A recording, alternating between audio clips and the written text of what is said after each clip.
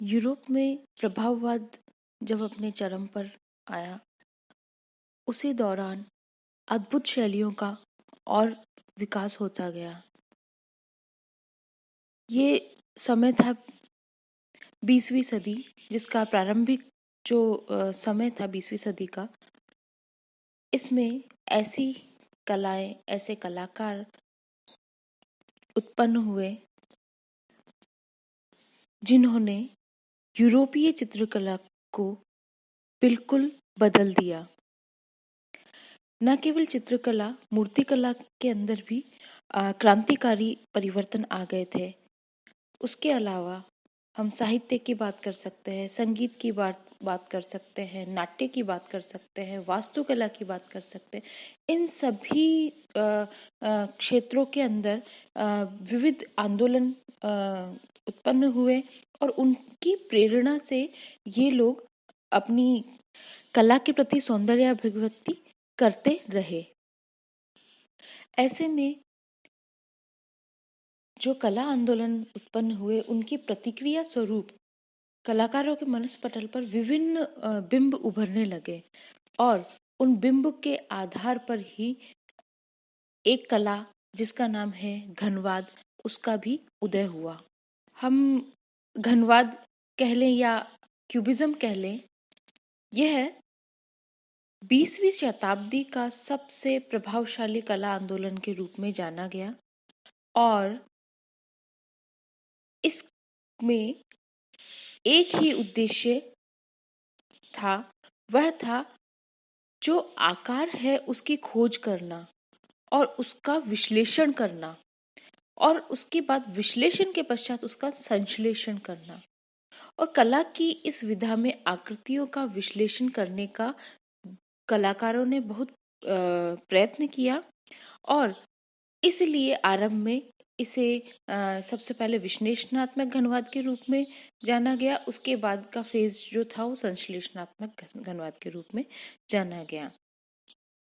इस कला के दो प्रमुख कलाकार रहे, जिसमें पहला नाम पाब्लो पिकासो का आता है और दूसरा जॉर्ज बराक का।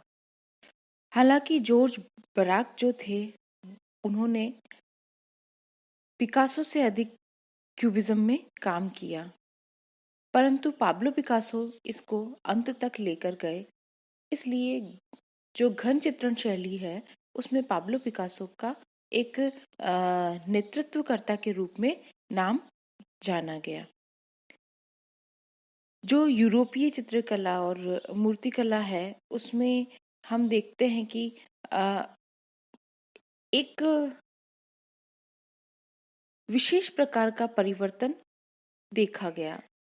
मूर्तियों को विशेष तरीके से बनाना और चित्रों को भी विशेष तरीके से बनाना इनकी विशेषता रही। जो घनवाद चित्रण शैली है, वो अचानक ही नहीं उत्पन्न होती है।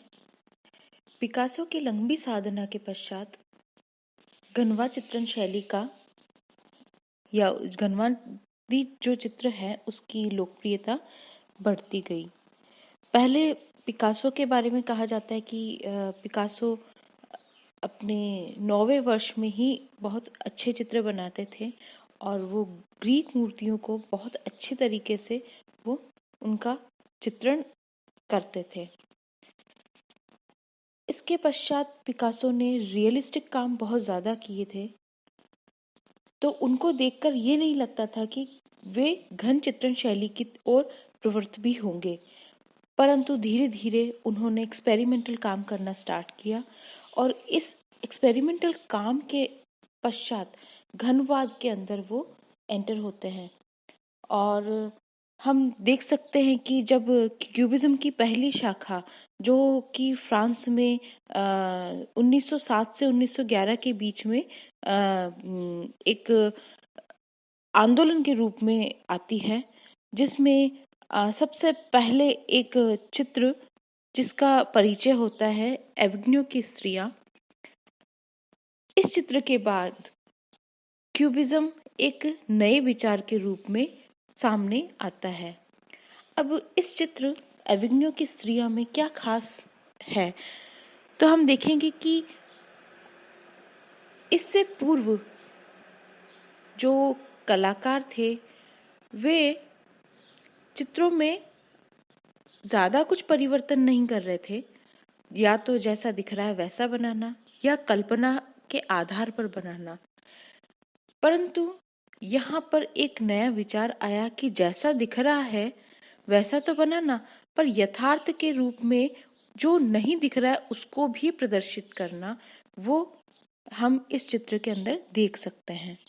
इससे पूर्व हम देख सकते हैं कि पिकासो ने अलग अलग पीरियड में काम किया, जैसे पिंक पीरियड था, ब्लू पीरियड था। इसमें उसने जो सर्कस है उससे संबंधित चित्र बनाए। शुरुआत में भी क्योंकि स्पेन से ताल्लुक़ रखते थे, तो हम देखते हैं उनके चित्रों में बुल फाइटिंग शुरू से ही है, परंतु जब घनवादी चित्र शैली में वो आते हैं तो ये बुल फाइट उनके जो चित्र जीवन है उसमें बहुत प्रभावशाली असर भी छोड़ता है।